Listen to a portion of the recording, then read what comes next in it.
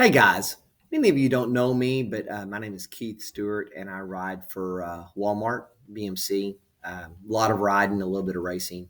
I've done a couple of these Springdale Bike Club rides here and there. I'm a huge fan of some of your leadership, especially Morgan Lindsay. Shout out to Morgan. I've been knowing that guy since about 1987 and 1988 when I started racing. He was in the races with me back then and has always been a tremendous friend of mine and a great help. And I know you know that about him as well. But other your membership leaders are also equally esteemed in my view. I love Brett McCormick, Mary Lack, and others. I can't remember everybody's name, but Andrea Neville and yeah, those kind of folks. Travis, I think Travis Keegans. But you know the people that are kind of making it happen there for Springdale Bicycle Club. But Morgan asked me to make a video that he saw a couple of things that was concerning.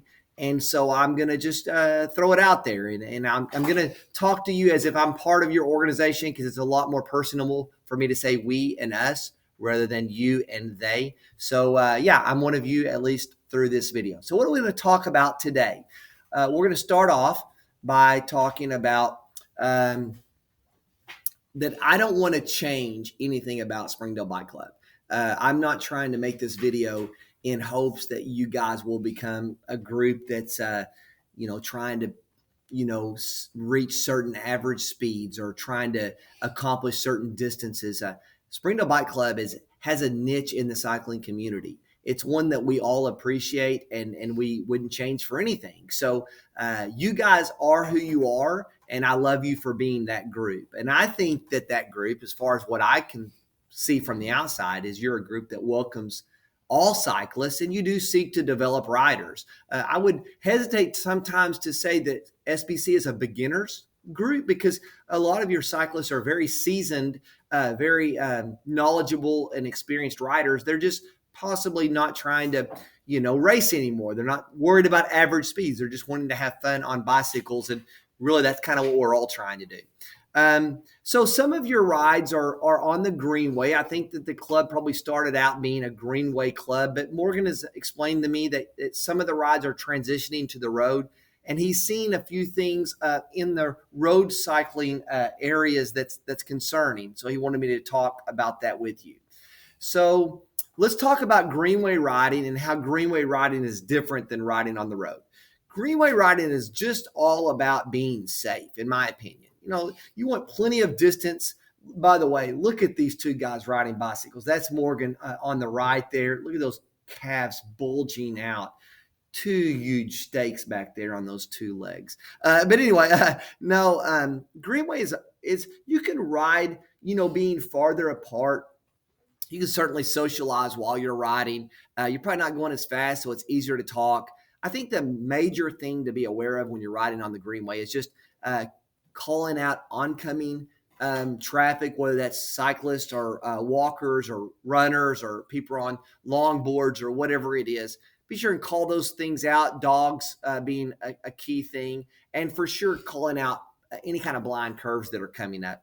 But other than that, just being safe is all we're concerned about. But that's not the case on the road. Road riding kind of demands a little bit more organization to the group.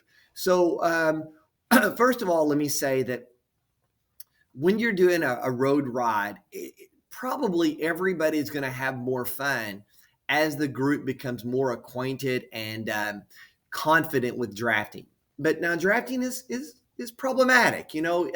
When you get close enough to draft someone, you are able to ride more efficiently and faster and easier, but there's always a chance of a touch of wheels, and then other people could potentially go down in a crash. So we don't want that to happen, ideally. So let's just talk about this for a minute. If you're doing a group ride on the road and you're trying to draft, how far apart should you be? And this is going to vary from person to person, but if you're starting out, I would recommend that you think about the distance between your shoulder and your arm. So if I measured out, can I do this? If I measured from my shoulder to my fingertips, that's going to be about 2.5 feet.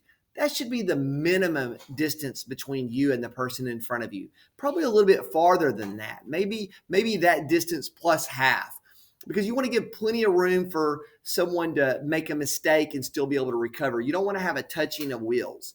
Also, if you're just learning how to draft, you might think about being at the back of the group rather than in the middle of the group. I can tell you from experience, a lot of times when I talk to people about drafting and they're wanting to become a little bit more skilled and they're nervous about it, I say this and it makes them feel better.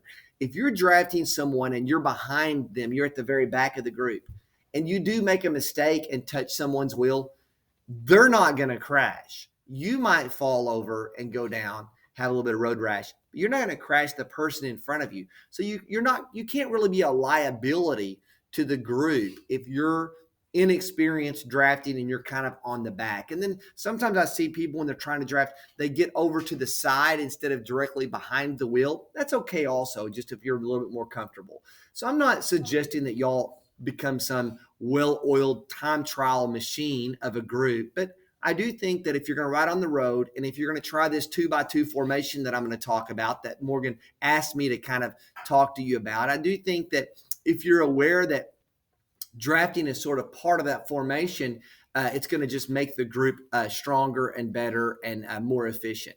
So let's talk about the 2x2 formation. There's a right way to do it and a wrong way to do it. The right way to do it is that these are supposed to represent bicyclists. And I want you to notice how that the front two people here are wheel to wheel. In other words, if I drew an imaginary line across right here, I hope you can see the cursor moving, you would notice that the front of their wheels are level or even with each other.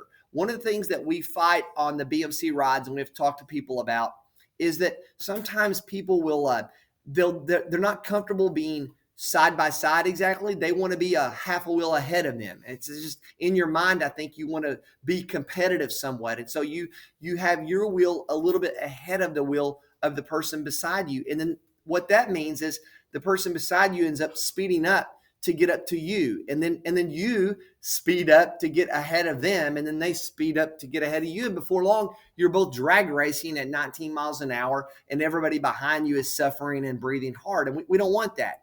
So the two people in the front need to be riding side by side. And I'm going to show you a quick little video of this to kind of demonstrate this. I hope this comes through. You can see that these cyclists right here are side by side. They've got a nice, easy tempo.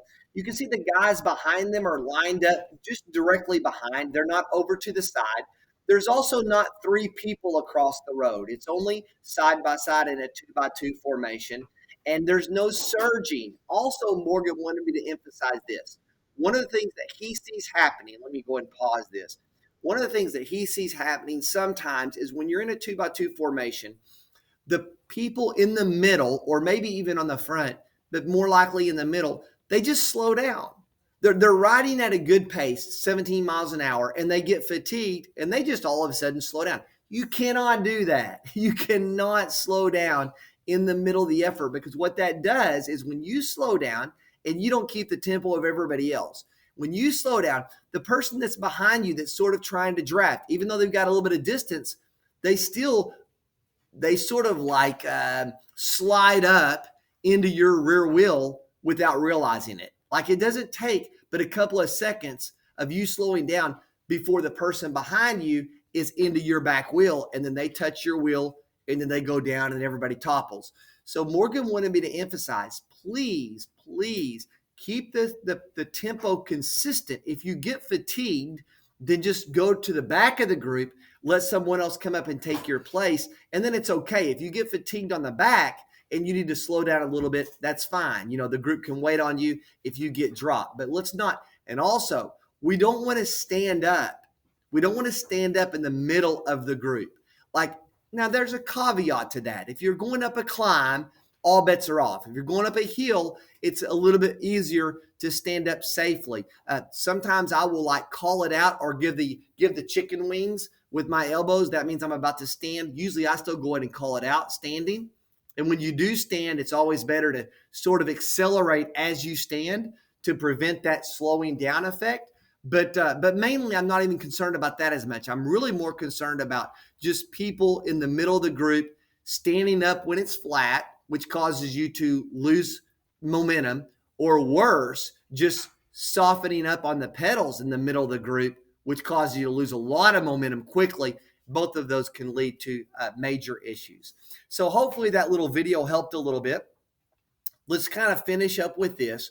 If you're doing a side-by-side group, we don't want gaps. Like, you don't want to have a gap in the middle of the group. You really want the entire line to be organized on both sides. And you certainly don't want a third person kind of smashed up in the middle. Now, there's a picture over here, and I don't know the people that are riding this group. I'm sure they're probably were just socializing. It probably wasn't a serious effort. But I'm not a huge fan of what I see at the front up here, because I see a lot of congestion up here, people riding kind of elbow to elbow, and that doesn't leave a lot of room for error.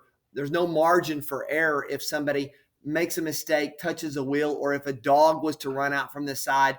It's just a little bit disorganized, and that's okay if you're just talking, have a conversation. But if you're getting down to business, then maybe we want to just have two lines set up. And I do like the tightness of the formation. I mean, most people are riding pretty much wheel to wheel in this formation, which is what we want. Not too big of a gap that I'm seeing between the riders. So this is the wrong way. This is the right way. Now, finally, before I kind of close out, I want to talk about the challenges of the people that are riding in the front. So I'm going to go down to the next slide here. And, so here's what we don't want. We don't want someone riding in the front of the group to the point of exhaustion. This poor fella, this slappy guy here, looks like he spent about 3 miles in the front, did all he could do, and then he just pooped out. We don't want that. Really what we want is we want the people in the front to take good long turns, because they're probably the strongest of the group. And then we want them to go ahead and get off the front before they have to start slowing down. If they start getting fatigued to the point that they need a break, then let's get them off the front, let's get them to the back, and let's let the next two people kind of do the work. And also, there's no obligation that you do the work. You can always let somebody slide in front of you, and you can just stay in the back and draft. You don't have to go to the front where the wind is going to be. We probably want the strongest people up there, but even the strongest people at some point are going to need to take a break from the effort, and let's not overexhaust ourselves before that occurs. And if we do it right, then we get 2 thumbs up from this fella right here. He'll give you the 2 thumbs up. 2 questions to ask yourself if you're in the front. Number 1, am I surging? We don't want to surge, right? If you're in the front, we want you to be nice and smooth and consistent, even if that means a slower pace than you could normally ride. Because if you could ride at 17 miles an hour or 18 miles an hour, we would rather have you in the front for 15 miles an hour for a longer stretch than you ride at 18 miles an hour and have to get off after 45 seconds. So slower and steady is usually advantageous. And then the second thing is, am I easing off a little bit on the climbs or the uphills? So here's a little strategy that I tell people if you're trying to ride efficiently as a group. The harder the road is, the easier that you ride if you're in the front. The easier the road is, the harder you ride on the front. What do I mean by that? Well, if I'm coming to a little climb and I'm in the front, maybe I just back off the intensity a little bit. Maybe I even gear down 1 gear and spin a little bit, and I let everybody stay with me, and the guy beside me, we let them stay with us over the top of the climb. Let them recover for a minute or so, and then we pick the pace back up again. If we keep the same pace and intensity going over that little climb or that little rise, it's certainly going to put some people in the back in jeopardy of getting dropped or certainly being at their limit. And when you're at your limit, that's where mistakes can happen. So maybe the people in the front are mindful of the fitness level and the conditioning level of those people that are riding with them, and they accommodate their effort based on what those people can actually do.